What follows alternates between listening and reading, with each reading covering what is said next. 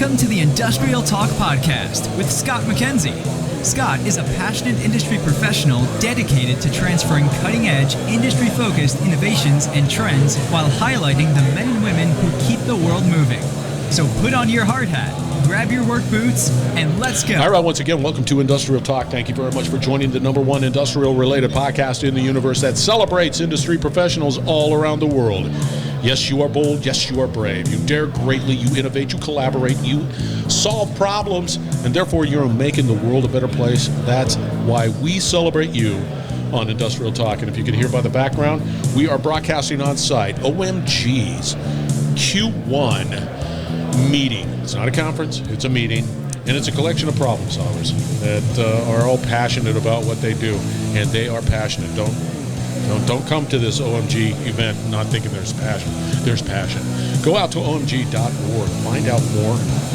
Get engaged, because it's all about education, collaboration, and innovation.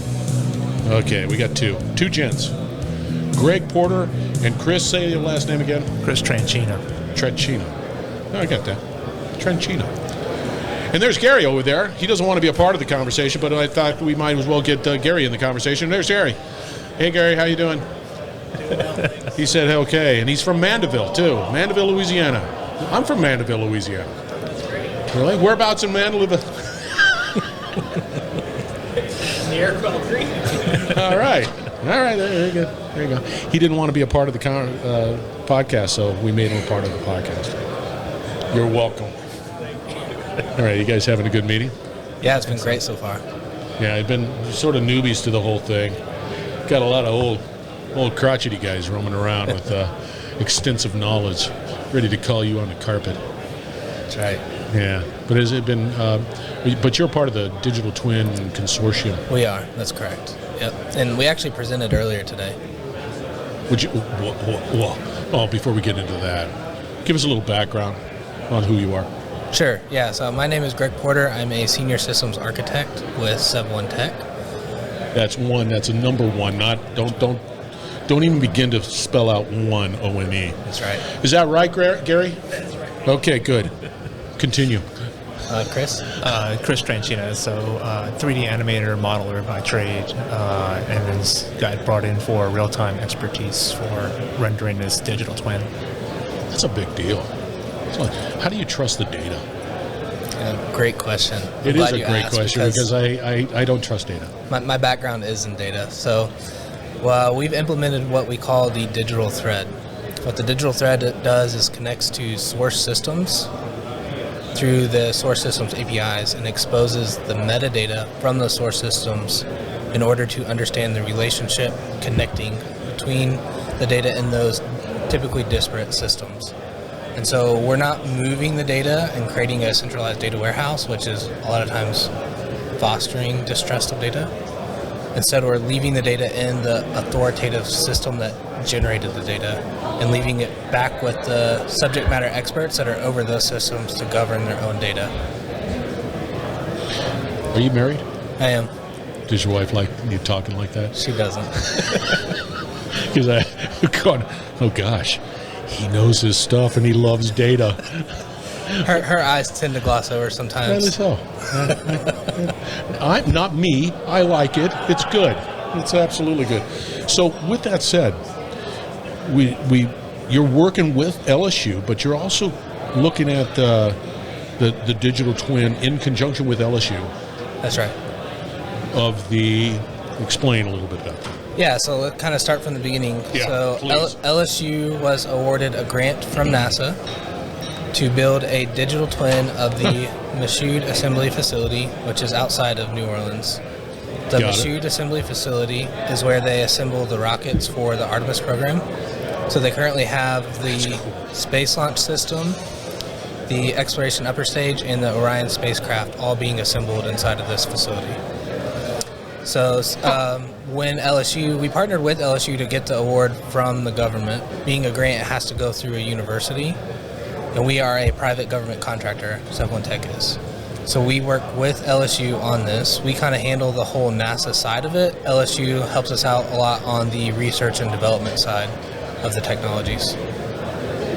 What's the objective, Chris? What are we trying to accomplish there? That's That's big stuff. That's big stuff. Yeah. So, and Greg can correct me if I'm wrong, but the whole concept is. What about Gary? Can he do that? Sometimes.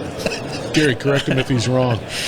He's like, man. But we have this ancient architecture, right? This facility that's been around since the 1940s, and we have no blueprints, right? All of it was washed away a couple hurricanes ago. So we've come in and we've digitized the entire factory and reproduced it, right, in this digital twin. And with the digital thread, we can expose all of the data that's inside that factory into a common dashboard. How long did it take you? I mean, if you don't have any drawings or PNIDs or whatever, and you've recreated that, I mean, that's big stuff. I mean, it is big stuff. So to be fair, we are still a work in progress, but we got access to the facility March of last year. So we've been about a year that we've had access to the facility, and at this point we've scanned roughly half of the facility, I'd say. So we still got a long ways to go, and we still got a lot of modeling work to do. We're making a lot of progress. But the ultimate goal is not to get a digital copy of the building. The ultimate goal is to be able to simulate the actual build of the rockets. But by doing that, we have to actually understand the reality of the building and the current state of the building. So we're grabbing everything in that building with the 3D laser scanning, including the platforms, the tooling, the flight hardware itself, and the building. And then we're understanding the actual as-is state so we can eventually build out the simulation. Interesting. There's a couple of questions that come to mind. So not only the digital twin of the physical facility got it, 3D modeling, fine, got it. That's all. But the real power and the real benefit is the ability to simulate it. Are you also having the ability to simulate the boosters and optimize? Or is it just specifically around the manufacturing of the boosters and being able to, create scenarios around that? Our current scope is just to manufacture the actual rocket, not to do a digital twin of the actual launching of the rocket and the capabilities of the rocket itself, but around the manufacturing of it. Right. And then run some simulations, of course. Yeah, simulations more on the manufacturing processes of the building of the rocket. But you're not there yet. You're in the scanning. We have started some simulations. So part of the building has cranes in it, and so we're working on crane simulations by being able to make complex lifts with cranes in the digital twin before you go make a complex lift with the actual piece of rocket that you need to move. What do you mean by that? I mean, I can understand complex lifts, but they've been doing that for. Are they not doing it efficiently? They're doing it with the ancient architecture. Yeah. So, understanding maintenance schedules and how to make sure that this operation is going to go as planned, or do we have to modify the plan because the piece that we're trying to move is too large? Oh, kidding! Yeah. Because weren't they manufacturing also the boosters for like Columbia and all that? Yeah, Space Shuttle. Yeah, they were still doing this. So they've been around for a long time. They have. Yeah. They have a lot of expertise. Yes. Right. Are they getting to a point where they're finding challenges finding people, like resources, or is it's just cool? No, there's a lot of people there that have been there for 30 years. Yeah. And we do rely on their expertise in a lot of the movements and manufacturing processes that existed back when they made the external tank. But with this new, bigger, powerful, greater rocket, there are things that even the more experienced guys don't know. Right? No kidding. Yeah, so they all work in collaboration with new technology and the things that we're providing to make their process better. It just makes sense that if space is where it's at, you're going to have to continue to push the envelope to be able to manufacture bigger, stronger, faster type of more reliable rockets. Yeah, and of course, the seasoned professionals out there, of course they haven't done it. Of course, they're learning as we go, and I could see the benefits of being able to create that scenario to be able to say, no, this is where it works, and no, it doesn't.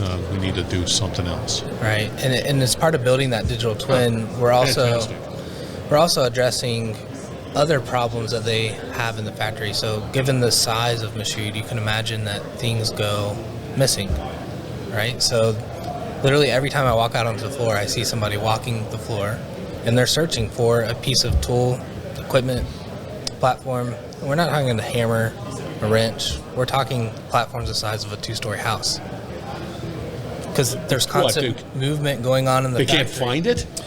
Right. So it's funny to think about that. But I mean, I know I have a man problem because I don't find anything, but that's just a little excessive. So as big as the factory is, there's lots of small, I say smaller than the building, but with giant pieces inside the factory, and there might have 50 of them.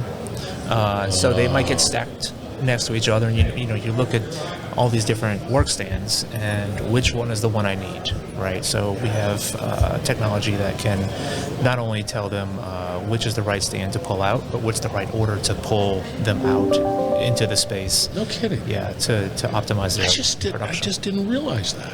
Yeah, so we're getting that benefit from a system that's the real-time location tracking system. So the whole purpose of that for our use case was to be able to understand how things move in reality so we can get to the point of simulations. But a byproduct of that system being in place is at all times you know where your equipment is. And on top of that, as you build the data over time of the equipment moving, you can start to optimize your factory workflow, because now instead of moving from A to B to E to F back to C to D, you can just go A, B, C, D, because you now understand that there's been inefficiencies in the way you've been moving. Can you use that same scenario, that use case, in where to put that platform? Absolutely. Like, okay, John always sticks it over there, and that's not where we want it to go. We need to be, so that even gives the direction on where that is, right. Giving the whole picture of what's happening in that manufacturing line. Right. We're going to be eventually using that, so put it over here, that type of insight. Right, absolutely. And it also goes to the crane systems themselves, to be able to track the movement of the cranes to better understand when to perform maintenance on the crane, so you don't have cranes breaking down in the middle of a lift. Man, that's not good for anybody. Right. So how long do you think this project will continue on? I mean, it just seems massive. And what do you deem a success? That's a good question. I would say success is a full replica of the Mashoud assembly facility, to the point where we're simulating the actual build of the rockets. I would call that success. How long it's going to take to get there? That's a good question as well. Because they have timelines too. They do. They're doing that now. Right. Artemis is slated for a launch coming in 2025. That long? The second one. The second one. I know the first one took a little while, but 2025? Yeah. What about me? I want to know about these things. Jeez. No, that's impressive. How do people get a hold of you guys? Talking to you. Yeah. We can reach out on LinkedIn or email us. My email is greg.porter at Sev1tech.com. And I'm christopher.tranchina at Sev1tech.com. Yeah, but you both are out on LinkedIn because Chris made sure that I... yeah, we're on LinkedIn. Okay, made sure that I know that. How do I get a hold of Gary? You just wave. Who's Gary? A lot. We want to appreciate Gary because he's been very helpful in the podcast and the making of the podcast. Thank you very much, Gary. Over to the side. He's amazing. All right, you guys are absolutely wonderful. All right, thanks. All right, listeners, we're going to have all the contact information for Greg. And is it Christopher or Chris? I prefer Chris. You prefer Chris? Okay, Chris. They'll be out on Industrial Talk. Their LinkedIn stat card will be there for the taking. So reach out to them because they're part of OMG. Go out to omg.org. They know what they're talking about. And if you wanted to get a hold of Greg, or Gary, excuse me, I'm looking at his thing, you're just going to have to just wonder how to get a hold of him because he's not going to share us. So, all right, we're going to be right back. Thank you for joining. You're listening to the Industrial Talk Podcast Network.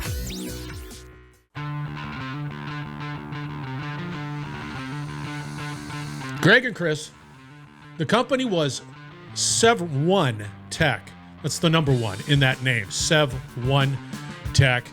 And anything that involves the conversation around technology as well as the space industry,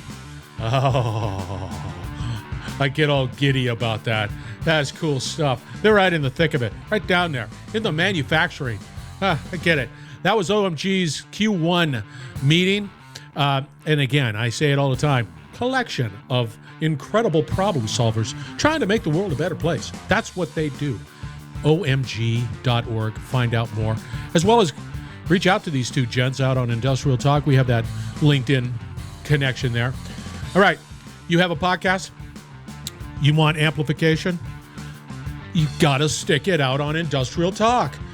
If you want to be on a podcast, you got to contact me. If you have technology, you got to contact me. Anyway, be bold, be brave, dare greatly. That's what Industrial Talk's all about. Just hang out. We're going to have another great conversation shortly, so stay tuned.